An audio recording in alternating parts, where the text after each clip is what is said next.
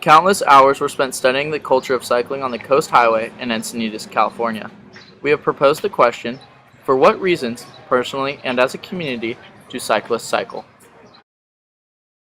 Hi, my name is Dylan. I've been riding bikes for just about my whole life. I ride road bikes for Swami's Cycling and I mountain bike as well. Steve Masterson, and I've been cycling since 1984. Great. So you do the math. My name is Tim Davila, and I'm the manager of Nitro Multisport in Encinitas, California. Okay, describe your cyclist community and what it means to you and why it's important. The cycling community is generally really friendly. Everybody kind of waves at each other on the road and we all get along. There's probably multiple levels of that. Mostly what I'm familiar with is kind of the race community, or at least more of the hardcore road cycling community. So, it's pretty grassroots. A lot of people, a lot of different groups. Is status important in the cyclist culture? And are you able to gain or build status by purchasing more expensive materials? Does anybody admit it? No. But when people come in to buy a bicycle, it's just like buying a car. You're buying what makes you feel good. You're going to look at it aesthetically, it has to be pleasing.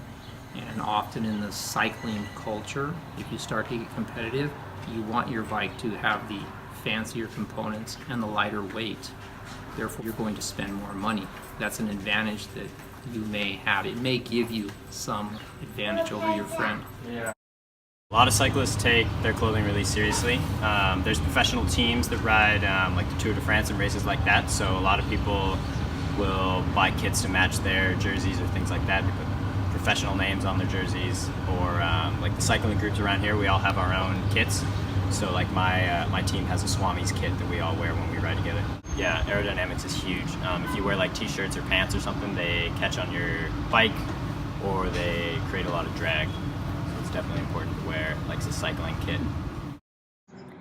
Is there an etiquette specific to cyclists, and are there language and symbols that you use that is universal to the cyclist community? Yeah, it's a kind of complex language and symbols and pointing hazards out on the road, and just etiquette of riding in a big group is a subtle thing that you learn over time. Cyclists don't normally stop at stop signs because it's kind of hard to get off your bike. Are there any stereotypes regarding the cyclist community that you're aware of? People who don't ride bikes think that cyclists think they own the road, which is definitely not true. We try to be really safe. We share the road as much as we can. People often think that cyclists take it way too seriously. And some people do, definitely, but a lot of people just do it for fun. People in cars are always trying to get somewhere quickly, and when bikes are in the way, it definitely frustrates people. And I get it too. A lot of cyclists are not so good about that, but at least personally I try to stay out of the way as much as possible. What does nutrition and dieting look like in the cycling culture? Roadies will go out, road cyclists, they will go out and ride for 4, 5, sometimes 6 hours training. So they're very concerned about their nutrition, their sodium, their carbohydrates, their proteins, and they'll go ahead and they'll try a ton of different products.